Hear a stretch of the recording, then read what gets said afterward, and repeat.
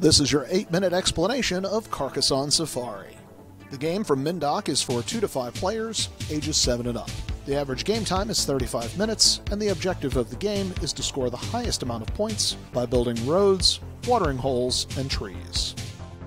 The game contains 5 colored elephants, 5 different sets of colored meeples, 2 safari jeeps, 1 starting tile, 50 watering hole animals, 5 score tokens, the scoreboard, and 72 game tiles. To set up the game, place the starting tile in the center of the playing area. Place the 2 safari jeeps next to the starting tile on opposite sides. Each player chooses their color.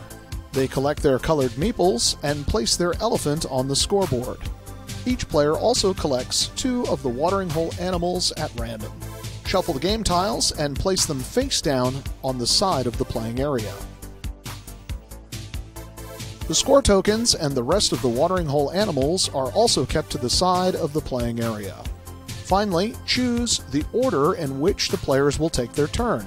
The order will be the same throughout the game. Now we're ready to play. A player's turn consists of 3 parts. The first 2 steps are always the same, and the third step changes based on what decision the player wishes to make.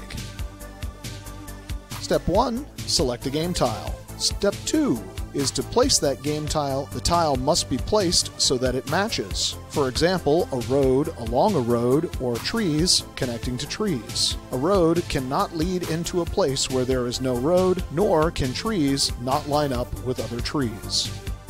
The third step, the player has several choices to make. They can choose to place a meeple on the tile that they have just played by claiming one of the features on that tile. They can choose to form or add to a watering hole. They can choose to move one of the safari jeeps, or they can do nothing. We'll go over these options and what they mean in just a few minutes. Now let's go back to placing the tile on the board and take a look at the different areas we can create and how they score. First, there are roads. These roads contain animals. On a successful safari, you're looking to see the most animals, and that's how you would score each feature. If your feature contains 1 animal when completed, it's worth 1 point.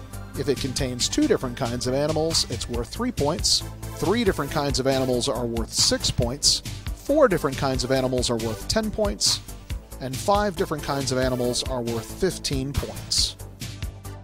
The scoreboard has a reminder of how many points each amount of animals is worth. The other feature is to build the tree or what looks like a bushy area. It's scored exactly the same way as the roads, based on the number of different animals when completed. However, the tree area also contains these birds, which are worth an additional 1 point for each when counting the score for that feature. Then there is the Tree of Life. To complete this feature, you must surround the tile with other tiles. This feature does not score points when completed, but it does give 2 watering hole animals when claimed and an additional 2 when completed. And speaking of the watering hole animals, they can be used in 2 different ways. First is when 4 tiles of the savanna have come together, a player can choose to start a watering hole. Starting a watering hole will get you 3 points. Other players on their turn can add to that watering hole, but they must place a different kind of animal than what is already there. The second piece of the watering hole gets 4 points, the third piece gets 5 points, and the last piece gets 6 points. When the watering hole is completed, the player who originally placed the first piece will also get an additional 3 points. And again, the scoreboard has a reminder of how many points are collected for each piece played. A player can choose to use their animals on one of their other features in order to add more different kinds of animals on that feature. For example, I place my tile to complete this road, and I have 2 different kinds of animals on that road, which is worth 3 points. I can then add 1 or more of my watering hole animals to that feature in order to increase the number of different kinds of animals that are on that feature and thus drive up the score. When you use a watering hole animal this way, the piece is then returned to the pile of extra pieces once played. So how do you collect points for a feature?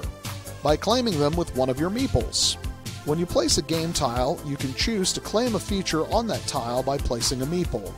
Once a meeple is played, it remains there until the feature is completed. Once completed, you remove the meeple from the gameplay area and mark the number of points on the scoreboard. The same is done with the watering hole. When a player starts a watering hole, they must place a meeple on that watering hole piece. It remains there until the watering hole is completed. If other players add to the watering hole, they do not place a meeple. They just collect the appropriate amount of points. Once a feature is claimed, another player cannot claim that same feature. So for example, if I claim a road and another player plays a tile that adds to that road, they cannot place their meeple on the road.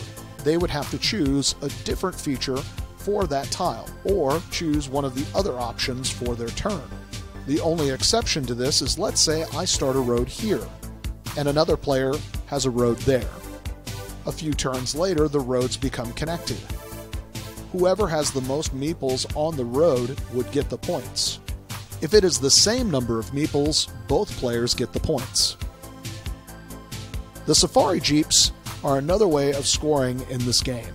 If a player decides to place a tile where a Safari Jeep is, that player collects 3 points. The player then moves the Safari Jeep to another location. You can also choose to move the Jeep on your turn if you do not wish to place a meeple or a watering hole piece down. You can then move the Jeep to an area of your choosing, however, it does not score any points. But it can come in handy with the strategy of the game. When scoring, if you pass 0 once, you collect one of the scoring tokens and place it in front of you with the number 50 facing up. If you pass it again, flip it over to the number 100.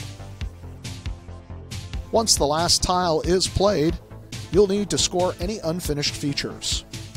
You score the roads the same way you would normally, however, you cannot add any watering hole pieces to the road.